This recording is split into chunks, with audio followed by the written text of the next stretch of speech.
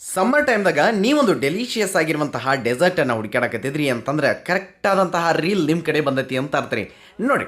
ಏನು ಭಾಳ ಕೆಲಸ ಇಲ್ಲ, ಕಡಿಮೆ ಸಮಯದಾಗ ಮಾಡ್ಕೊಳ್ಳೋಂಥದ್ರಿ. ಒಂದು ಅರ್ಧ ಕಪ್ಪಷ್ಟು ಸಣ್ಣ ಸಣ್ಣ ಸಾಬುದಾನನ ನೀವು ಒಂದು ಸಲ ತೊಳೆದ ಅವನ್ನ ಬಿಸಿನೀರಾಗ ಹಾಕಿ ಚೆನ್ನಾಗಿ ಕುದಿಸಿ ಒಂದು ಚಾನಿಗೆ ಒಳಗೆ ಸೋಸಿ ಇಟ್ಕೊಂಡ್ಬಿಡ್ರಿ. ಮ್ಯಾಲೆ ಒಂದು ಸ್ವಲ್ಪ ತಂಪು ನೀರನ್ನು ಹಾಕಿ ಬಿಟ್ಬಿಡ್ರಿ. ಆಮೇಲೆ ಅರ್ಧ ಅರ್ಧ ಲೀಟ್ರ್ಕಿಂತ ಸ್ವಲ್ಪ ಜಾಸ್ತಿ ಎಷ್ಟು ಹಾಲನ್ನು ತೊಗೊಂಡು ಅದಕ್ಕೆ ಎಷ್ಟು ಬೇಕೋ ಸಕ್ಕರೆ ಹಾಕಿ ಕುದಿಯಾಕಿಡ್ರಿ.